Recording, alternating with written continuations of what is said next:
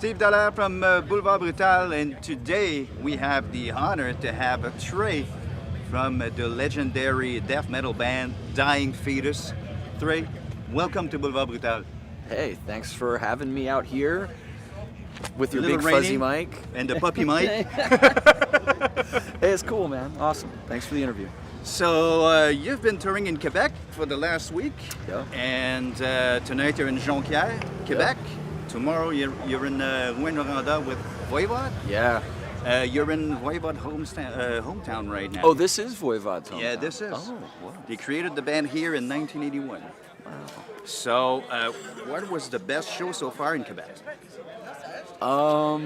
Quebec City. Quebec City, I think, was the best one. Great crowd response. Always a good time at the Imperial. But overall, Quebec is a really good place for metal. I think there's a lot of people that really enjoy it. So all the shows have been killer. But if you said I have to pick one that's best, I guess that one would be it. Well, after tonight, you're going to say Jonquière because there are a lot of maniacs here. Cool. Awesome. And you've been to Russia lately. Yes. Was it the first time you played there? No, that was our second time. Okay. That was our second time. Just one show this time. Last time we played 3, but this time just 1. And what's the difference between the Russian crowd and the American crowd? Well, the Russian crowd was super enthusiastic. I mean, I think John got kissed 3 times by dudes that jumped on stage, man. Guys just ran up and like kissed his bald head. And that doesn't happen here. Okay. In North America, let's just say, you know. But, I mean, overall, I mean, our fans are very enthusiastic and they're into the show in general. But over there, that was a wild show. They were super pumped. Okay. And speaking of the kids kissing John, with all that happened with Dimebag and Randy Blythe, are you guys comfortable with kids jumping off stage and all that? Yeah. I mean, we encourage it sometimes. You know, John and Sean will both be like, look, this is your stage too. Just watch out for us playing. You know, just watch our equipment. You know, don't try to go and shake Trey's hand, you know, while he's playing drums. You know, I've had people try to hold conversations with me, and I'm like, dude, I'm gonna nail you. I just put my head down and just keep playing. But, you know, I know that there's issues with some people, you know, wanting to, you know, if somebody gets really hurt, they tend to want to put the blame on one person. Yep. Or a group of people, and it ends up falling on the artist when really, you know, especially if you're encouraging it, I guess, yeah, you could say in a court of law that, okay, you encourage them to come up here and do crazy stuff on the stage. But if a venue had proper security, True. it wouldn't happen, it wouldn't be an issue, it would never go down. So is it promoters and venues not providing a safe environment for the musician, or is it the musicians telling people to go crazy, which, I'm sorry, this is freaking metal.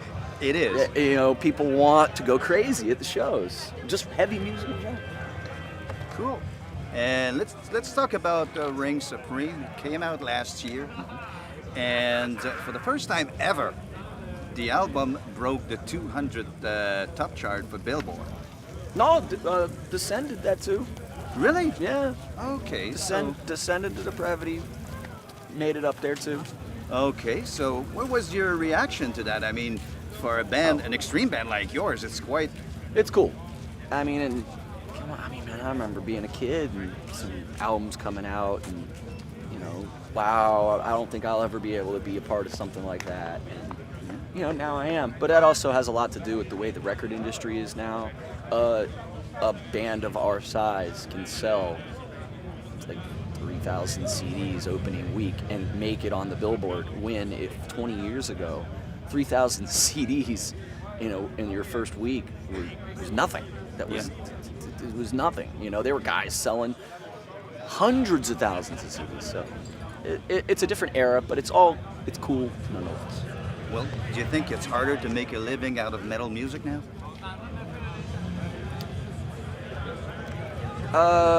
Yeah, I guess so. Just extreme music in general. Just whether it's metal, hardcore, black metal. Yeah, it's difficult, you know. But I mean, the artist's life, the life of an artist has never been one of lavish luxury, that level is for a select few, the top tier, the people that can demand the most money. So, you know, we're not in it for the money. We can make money, but you know, that's just because we've been able to last long enough, and thanks to all those guys that come to the shows, you know, we're able to keep doing it. So, yeah, there you go. All right.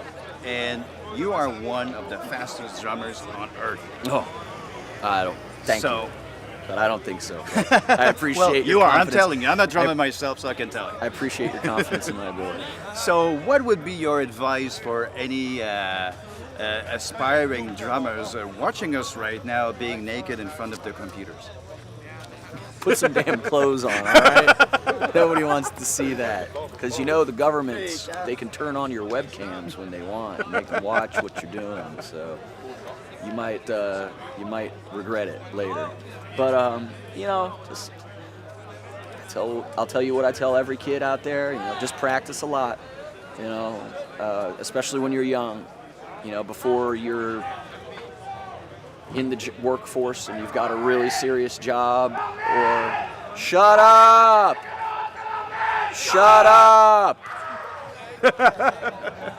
But you know, I tell them, you know, work hard while you're young and you have time to focus on just playing your instrument, whatever instrument it is, guitar, bass, drums. You'll really truly reach a certain baseline of skill when you're younger and you don't have a kid or a job. Yeah. So I don't know if you read in the news this week, but there's a new regulation apparently in Canada for bands when they cross the borders, they have to pay 3 times the fee that they used to. Did you notice that when you came in Canada a few days ago? No, I don't think that legislation had been passed yet. Okay, because it said that it was on July 31st. Okay, well, there's a lot of loopholes with that legislation from what I hear, though. It's kind of like a law you guys have up here in the past, which was if you're playing in something that's classified as a theater, yeah, you're exempt from paying for a work visa because there's this national, you know, trying to support the arts, and you guys don't want to have artists be burdened by that kind of thing, and that's cool. So there's similar kind of loopholes with that. Like apparently, if you're playing in a theater, that loophole still applies. Okay. To this new law. I don't know. I'm not a lawyer. I don't read it all. But we were talking about it earlier with one of the promoters, and you know, he was saying, well, but you know, if you're playing in a bar, but the bar doesn't book you, like an outside promoter books you, you're exempt somehow. I don't know. But hey, you know, every country has their own sets of hoops that you have to jump through to get in.